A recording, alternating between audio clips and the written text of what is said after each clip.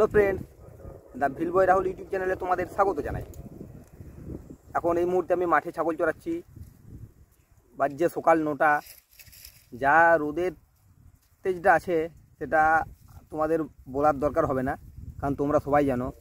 যদিও আজ মনে হচ্ছে অন্য দিনের তুলনায় একটুকু কম আছে, কারণ বাইরে বসে আছি, সেরকম খুব একটা লুয়ো বয়ে নেই এখনও। আর বাইরে বসে থাকতে মানে অন্য দিন যে অসুবিধাটা হয় সেটা আজ খুব একটা হচ্ছে না। আমার মনে হচ্ছে একটু কমেই আছে আজকে। তো যাই হোক, এখন আমি ছাগলগুলো চড়াচ্ছি। আমার ছাগলগুলোকে একবার তোমাদের দেখাই কেমন চড়ছে। এই যে সব ছাগলগুলো এখানে চড়ছে, এই ধারে আছে কতগুলো, ওই ধারে আছে, ওইখানে আছে। আর আমি চুপচাপ গাছের ছায়াতে বসে আছি। এই যে এইখানে আছে দুটো, ওই যে আছে। এখনও আজকে আগের ভিডিওটাতে যেটা বলেছিলাম যে ছাগলগুলো সব গাছের ছায়াতে বসে আছে, কিন্তু আজকে সেরকম কোনো কিছু ছাগলগুলোর মধ্যে এখনও দেখতে পাচ্ছি না। তো মনে হচ্ছে ছাগলগুলোরও আজকে খুব একটা রোদ লাগছে না। আমারও আজকে আমি যেটা বুঝতে পারছি অন্য দিনের তুলনায় মনে হচ্ছে একটু কম। যদিও রিপোর্টে দেখাচ্ছে যে তাপমাত্রার নিরিখে আমাদের বাঁকুড়া সারা বিশ্বের মধ্যে 7 নম্বর স্থানে আছে। স্বাভাবিক, যে হারে গাছ কাটা চলছে সে হারে তাপমাত্রা বৃদ্ধি পাওয়াটা স্বাভাবিক। এখনও যদি আমরা গাছ না লাগাই তাহলে আর 5 বছর পর যে কী হবে সেটা সত্যিই আমাদেরও মাথাতে আসছে না। পাশের গ্রামে হরিনাম সংকীর্তন হচ্ছে, তাই হরিনামের শব্দটা ভালো রকমই আসছে। আমার ভিডিওতে হয়তো এই শব্দটা বোঝা যাবে। যাই হোক, তোমরা হরিনামের সাথে সাথে আমার ব্লগটা ভালোভাবেই দেখো। তো এই যে ছাগলগুলো চড়ছে এখানে। এই রোদের দিনে বাইরে বেশিক্ষণ ছাগল চড়ানোটা খুব কষ্টেরই ব্যাপার। যদিও কিছু করার থাকে না, আমরা মুক্তচারণ পদ্ধতিতে ছাগল পালন করি। আমি বিশেষ করে, অন্যরাও করে, আমাদের এই সাইডে আবদ্ধ পদ্ধতিতে কেউ করে না, সবাই মুক্তচারণ পদ্ধতিতেই করে। তাই আমাদেরকে মাঠে আসতে হয় ছাগল চড়াতে। কিন্তু যাই হোক, দেখি কতক্ষণ থাকা যায়। যখনই দেখবো যে একটু রোদের তেজটা বাড়ছে তখনই ঘর চলে যাব। সামনেই ঘর, বেশি দূরে ঘর না। তো যে হারে রোদ গরমটা পড়েছে, এইরকম রোদ গরমে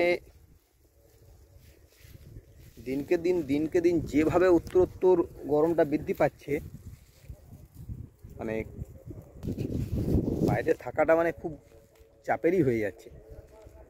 যারা এই রোদে গরমে বাইরে কাজ করছে তারা কিভাবে করে বুঝতে পারছি। আমি সামান্য বেশি কিছু পরিশ্রম না করলেও এইটুকুতেই কষ্ট হচ্ছে। তো যারা বাইরে কঠোর পরিশ্রমের কাজ করছে তারা কি করে আমি সত্যিই জানি না।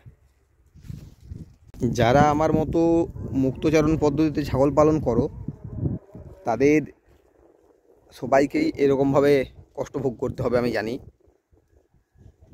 হ্যাঁ, তো যত তাড়াতাড়ি সকালে খোলা যায় তত তাড়াতাড়ি খুলে দেওয়াটা উচিত। আমি তো সকালে ঘুম থেকে উঠেই ছাগলগুলো খুলি।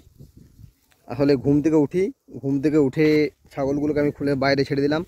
আমি আস্তে আস্তে যখন ব্রাশ করি, ওরাও আমাদের যে ঘরের পাশেই কিছুই টুকিটাকি ডিউটি পাতা, আরও কোনো খাবার আরও কিছু পড়ে থাকে সেগুলো খায়। তা করতে করতে ব্রাশ করা হয়, চা খাওয়া হয়, বাড়ির টুকিটাকি কাজ বাগানো হয়। 7টা নাগাদ ওরাও যখনই একটু সূর্যের আলোটা ওঠে তখনই ছাগলগুলোও আস্তে আস্তে দূরের দিকে আসতে শুরু করে, মানে ক্ষেতের দিকে, যেদিকে এখন আমি আছি মাঠের ধান মাঠ যেগুলো, সেই মাঠের দিকে আসতে ওরা শুরু করে আস্তে আস্তে। তো আসছি এখন মোটামুটি 9:45 হতে চললো। এবারে ওরাও আস্তে আস্তে অনেকক্ষণ চড়ছে, তো তাও সামনে একটা পুকুর আছে। এই পুকুরটাতে ওদেরও জল খাওয়ালাম একবার। জল খাওয়াবার পরে ভাবলাম দেখি যদি যাই ঘরের দিকে। তো দেখছি যে না, ছাগলগুলো ঘর দিকে যেতে কেউ চাইছে না, ওরা আবার চড়তে চাইছে। চড়ুক যখন ওরা চড়তে চাইছে আমি একটু বসে থাকি বাইরে, কারণ এইবারে নিয়ে গেলে এবার সেই বাইরে নিয়ে আসবো 4:30 পর। 4:30 পর ছাগলগুলোকে বাইরে নিয়ে আসবো। তো ওই জন্য বলি এখন যতক্ষণ চড়ছে চড়ুক। তো এরপরে যখনই একটু রোদের তেজটা বাড়বে তখনই ছাগলগুলোকে নিয়ে সব চলে যাব। এদিকে আস্তে আস্তে ওরাও ঘরের দিকে আসতে শুরু করেছে।